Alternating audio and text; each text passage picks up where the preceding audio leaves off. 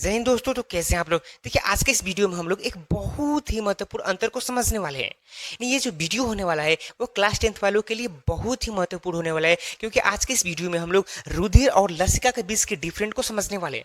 देखिए दोस्त, अगर आप सोच रहे होंगे कि हम चैप्टर वाइज क्यों नहीं पढ़ा रहे हैं, तो देखिए अभी हमारे पास उतना सिस्टम नहीं है, राइट ना, कि लॉन्ग वीडियो बना सके और उसको अपलोड कर सके। इसलिए हम लोग क्या कर रहे हैं कि जितने भी क्लास 10th के जितने भी महत्वपूर्ण टॉपिक है जो बोर्ड एग्जाम में पूछे जा सकते हैं, उन टॉपिक पे अभी हम लोग क्या करें, वीडियो को बना रहे हैं, राइट ना। तो ये एक ऐसा टॉपिक है, रुधिर और लसिका के बीच डिफरेंट वाला एक ऐसा टॉपिक है जो आपसे बोर्ड एग्जाम में देखने को मिल ही जाएगा, ठीक ना। तो आज के इस वीडियो में हम लोग क्या करेंगे, एकदम साधारण भाषा में लसिका और रुधिर के बीच के डिफरेंट को समझेंगे। तो चलिए वीडियो को स्टार्ट करते हैं। देखिए सबसे पहले समझिए कि ये जो हमारा रुधिर होता है इसको इंग्लिश में क्या बोलते हैं, ब्लड बोलते हैं। क्लियर हो गया।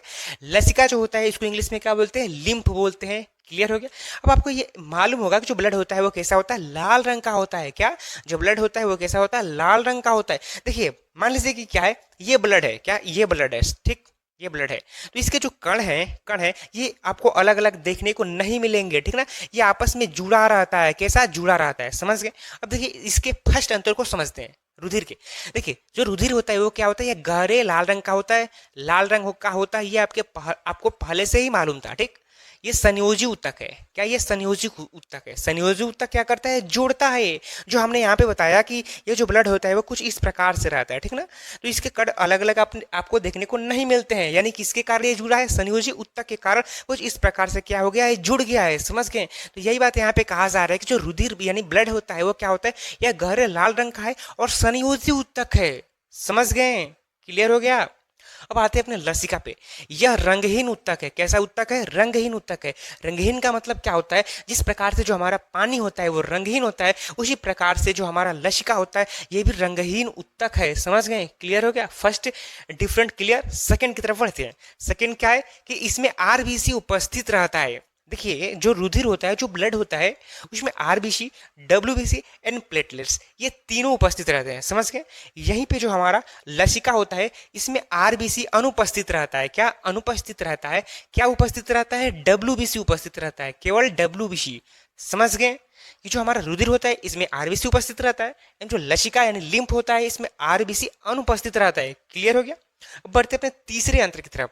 तीसरा क्या है कि इसमें हीमोग्लोबिन पाया जाता है। आपको मालूम होगा, आप बचपन से ही पढ़ते आ रहे हैं, जो ब्लड का लाल रंग होता है वो हीमोग्लोबिन के कारण होता है। तो आप बताइए कॉकरोच का जो ब्लड होता है उसका रंग कैसा होता है, आप कमेंट कीजिए, समझ गए। तो यहाँ पे कहा जा रहा है कि जो हमारा ब्लड होता है यानी कि इसमें हीमोग्लोबिन पाया जाता है। हीमोग्लोबिन के कारण जो हमारा क्या होता है, ब्लड होता है वो कैसा होता है, लाल होता है, समझ गए। हीमोग्लोबिन के कारण ब्लड लाल होता है, समझ गए। लसिका में क्या होता है, इसमें हीमोग्लोबिन नहीं पाया जाता है। आपको मालूम है कि यह रंगहीन है, तो रंगहीन है तो क्या इसमें हीमोग्लोबिन पाया जाएगा, नहीं पाया जाएगा। क्लियर। अब बढ़ते हैं अपने चौथे पॉइंट की तरफ, यानी चौथे डिफरेंट की तरफ। चौथा डिफरेंट क्या है कि इसमें ऑक्सीजन अधिक मात्रा में पाया जाता है। देखिए आपको ये मालूम होगा कि ब्लड के सहारे ऑक्सीजन हमारे शरीर में क्या होता है, जाता है, ठीक ना।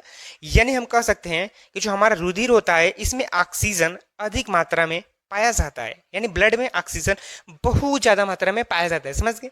वहीं पे जो लिम्फ होता है, जो लसिका होता है, इसमें क्या होता है, जो रुधिर होता है, सॉरी, जो ऑक्सीजन होता है वो कम मात्रा में पाया जाता है। क्या ऑक्सीजन जो होता है वो कम मात्रा में पाया जाता है, इसमें जो ऑक्सीजन होता है वो क्या अधिक मात्रा में पाया जाता है, समझ गए। क्लियर हो गया कि जो लिम्फ होता है इसमें जो ऑक्सीजन होता है वो बहुत ही कम मात्रा में पाया जाता है। ऑक्सीजन पाया जाता है बट बहुत कम मात्रा में पाया जाता है, समझ गए। जो रुधिर होता है इसमें अधिक मात्रा में पाया जाता है, समझ गए। तो यही था हमारा रुधिर और लसिका के बीच से डिफरेंट, राइट। तो अगर आपको ये वीडियो अच्छा लगा, देखिए फिर से आपको एक बार हम दोहरा दे रहे हैं, समझ गए। देखिए जो रुधिर होता है यह गहरे लाल रंग का संयोजी ऊतक है। जो लसिका लिम्फ है वो क्या है, यह रंगहीन ऊतक है। दूसरा क्या है, इसमें आरबीसी उपस्थित रहता है, इसमें आरओबीसी अनुपस्थित रहता है। तो उपस्थित क्या रहता है, डब्ल्यूबीसी, समझ गए। तीसरा पॉइंट क्या है कि इसमें हीमोग्लोबिन पाया जाता है, इसमें हीमोग्लोबिन नहीं पाया जाता है। आपको याद रखना है कि जो हीमोग्लोबिन होता है इसी के कारण जो ब्लड होता है वो लाल होता है। क्लियर। चौथा क्या है कि इसमें ऑक्सीजन अधिक मात्रा में पाया जाता है, इसमें ऑक्सीजन बहुत ही कम मात्रा में पाया जाता है, बट पाया दोनों में जाता है, समझ गए। तो यही था हमारा रुधिर और लसिका के बीच के डिफरेंट। तो ये जो टॉपिक है वो स्मॉल है, बहुत ही छोटा है, राइट ना।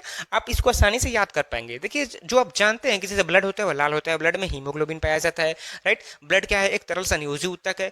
तो मतलब जो जानते हैं उसी को आपको लिख देना है, समझ गए, इसमें उल्टा करके।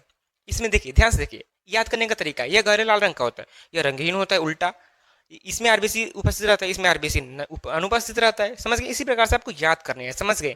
तो अगर आपको ये वीडियो अच्छा लगा होगा, आप इस वीडियो से कुछ सीखे होंगे एकदम साधारण लैंग्वेज में, देखिए आप सरल लैंग्वेज में सीखे होंगे, तभी आप हमारे चैनल को सब्सक्राइब और लाइक कर दीजिए, ठीक ना, इस प्रकार की वीडियो को देखने के लिए।